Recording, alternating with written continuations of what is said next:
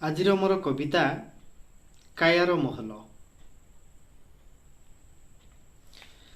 ଜୀବନର ଅବଶିଷ୍ଟ କର୍ତ୍ତବ୍ୟକୁ ଫାଙ୍କି ଯାଇନାହିଁ ଦୂରେ, ଜୀବିକାକୁ ମୂଳଗଣ୍ଠି ସଜେଇ ରକ୍ତକୁ ମୁଁ ନୀତି ପାଣି କରେ। ତୋଳିବାକୁ ସଂସାରର ଘର ସାମଗ୍ରୀ ଯେ କଲି ଆୟୋଜନ, ଆରମ୍ଭିଲି ନିଜକୁ ସମର୍ପି ସ୍ଥାନ ଦେଇ ବଞ୍ଚିତ ଯୌବନ। ଭାଙ୍ଗିରୁଜି ଅସ୍ଥିକୁ ଯେ ମୋର ଶ୍ରେଣୀଖୁଣ୍ଟ ତପିଲି ଯତନେ, ହସ୍ତାଙ୍ଗୁଳି ବତାରୂପ ଦେଇ ବିଶ୍ୱାସର ରଜୁର ବନ୍ଧନେ। ଦରଉଭା କେଶରାଶି ନେଇ ବତାପରେ କରିଲି ଛପର, ଦରଉଭା କେଶରାଶି ନେଇ ବତାପୁରେ କରିଲି ଛପର। ପୁଣି ଡର ବହି ନେବ କାଳେ ଅଞ୍ଚାସିଆ ନିଷ୍ଠୁର ସମୀର।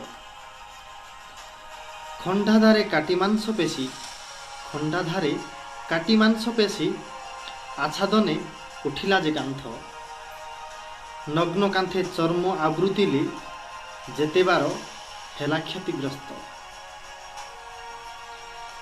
ଝରକାରେ ଯୁଗ୍ମ ଚକ୍ଷୁ ଦେଇ ଚତୁଃପାର୍ଶ୍ୱେ ଢାଳିଲି ନଜର, ପଲକ ବି ପରଦା ସାଜିଲା ଏତିକିରେ ନହେଲା ସୁନ୍ଦର।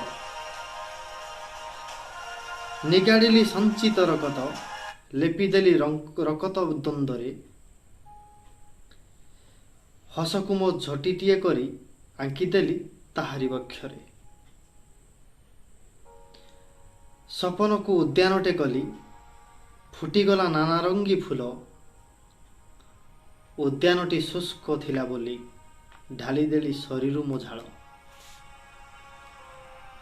ନିଶ୍ୱାସକୁ ବାଡ଼ଟିଏ କରି ସୀମା ଦେଲି ଚତୁର୍ଦିଗେ ଗଢ଼ି, ନିଶ୍ୱାସକୁ ବାଡ଼ଟିଏ କରି ସୀମା ଦେଲି ଚତୁର୍ଦିଗେ ଗଢ଼ି।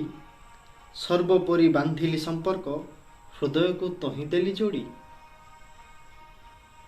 ଗଢ଼ାଗଲା ସୁବର୍ଣ୍ଣ ମହଲ, କାୟକୁ ମୁଁ ଉପଯୋଗ କରି, ଗଢ଼ାଗଲା ସୁବର୍ଣ୍ଣ ମହଲ, କାୟାକୁ ମୁଁ ଉପଯୋଗ କରି।